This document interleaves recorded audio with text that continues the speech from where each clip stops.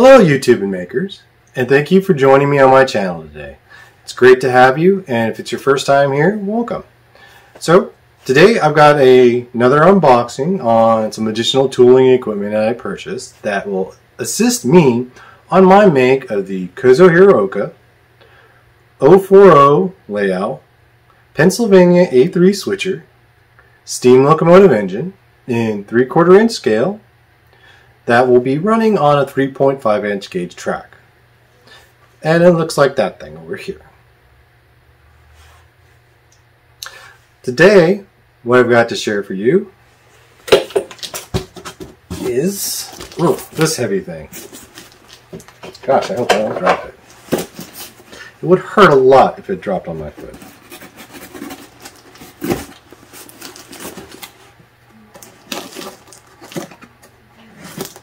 See what we have here. It is surprisingly heavy and probably surprisingly big for Shoreline sized tools. So, got me an invoice, more packing peanuts. What do I do with these? I took a lot of care so you can see this heavy thing. Ugh. Gosh. So, what do we have?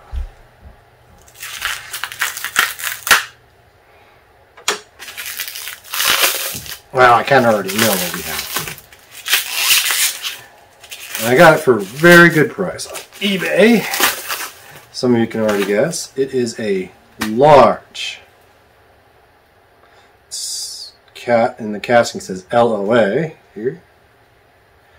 A large and heavy V-block. Well, as you can see, it's got some holes to take different clamps and this groove. So it is missing the clamps and fixturing. Oh, there's an old chip in there. Kind of cool. It's in very good shape. Very good price. So what you use this sort of thing for is that it would attach to, I could use it and attach it to, say, my lathe like this and clamp stuff into here. I have to come up with some unique fixturing stuff. And with a cutter in my chuck, I could use it as kind of a makeshift vertical mill. So with the V-block, you have the V shape, and then I could take a rounded object, insert it, and then these clamps would be used to clamp down the object in order to machine it and work it. So likewise, in the lathe setting, this could be, it's too tall for the Shoreline, as you can see. But for drilling, like something on the drill press, it would be clamped in here. And let's say I need to go straight down, so it'd be clamp in, and the rounded object is held by this V shape, and I can clamp straight down. If I need to clamp the drill, let's say down the side instead of the center line, I can orientate it and clamp it down so that it comes down on the side. And of course, it is a fairly large one for my needs and for this make, but the price is very good, and it was missing because it was missing parts. So that allows me to kind of be creative and make some of my own parts, which is kind of what I don't mind doing. And it's kind of fun to restore and breathe new life into some of these vintage tools that are perfectly good, perfectly high quality, that need a little bit of TLC. So be sure to hit that subscribe button as well as the bell notification so you don't miss an episode. So when you see me use this and make the tooling for this, you don't miss that. As well as you can see how I'm going to use this at part of my make on the Kozo steam locomotive engine. Now, we got another package here I'd like to share for you. I know what this is. And I've been looking forward to this. I own a set of radius gauges. And the gauges I got was for a very good price, but it was missing some bits and bobs. Namely, the holder.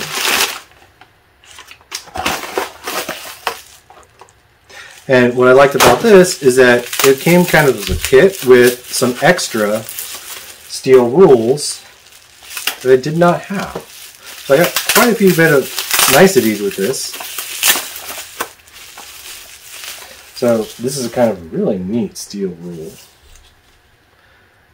It is a Sears Made in USA one, stainless steel.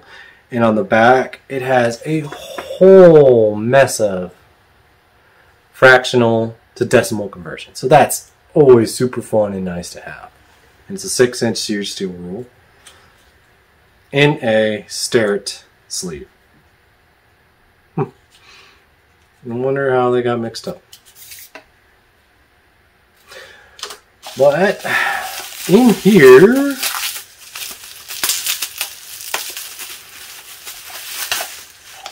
honestly, I feel like I'm turning into a steel rule collector. I think that's like my fifth, sixth, eighth one. I might have a problem.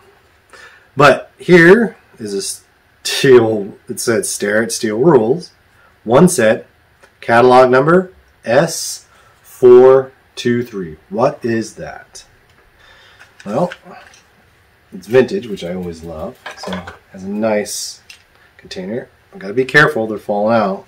I would hate for them to get destroyed. So got a little loose in shipping.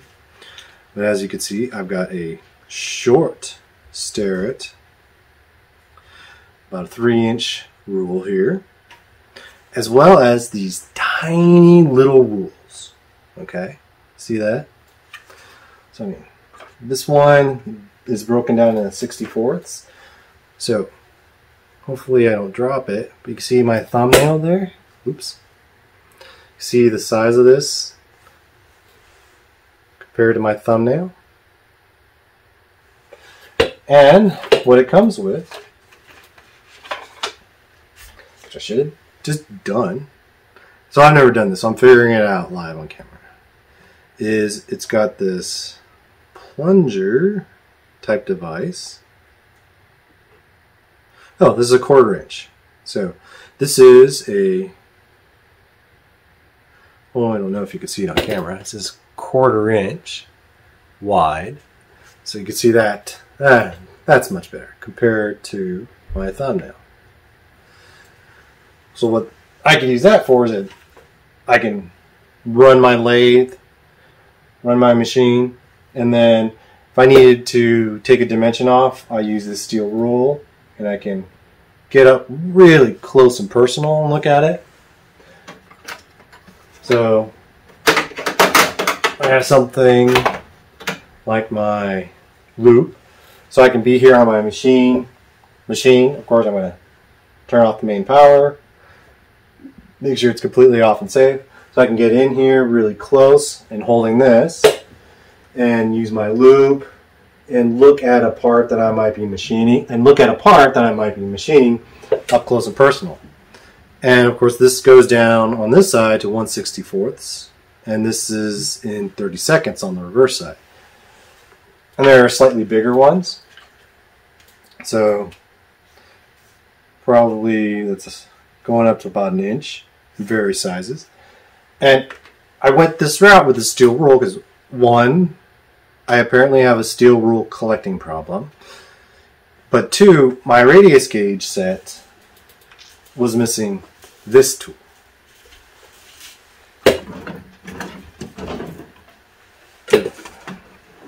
So my radius gauge set, S167. Okay. So this tool normally goes in here. But because my radius gauge set was missing this tool holder, I was able to get this for a much lower price because it is, one, vintage, even though it is brand spanking new when I got it and in perfect condition. Because it was missing this, it was heavily discounted. And for what it was discounted, I was able to buy this steel rule set. So I know now that I have these smaller steel rules, they're going to be super useful on the make. But also, that allows me to get extra tools and save money and use this like this, right? So as I'm machining and taking cuts, I can use these radius gauge sets and take it and look at the part that I'm machining and keeping my hand clear everything, and wow, this is actually going to be really nice. Instead of doing it the way I've been doing it by hand, I get a lot more clearance. So even though the machine is safe, switch is off, the rheostat is all the way down, all the tooling's out of the way and off, I get so much better lighting where my head's not over everything and blocking the light up here, and so much more clearance that I'm not even using it, but I can already tell this is going to be great.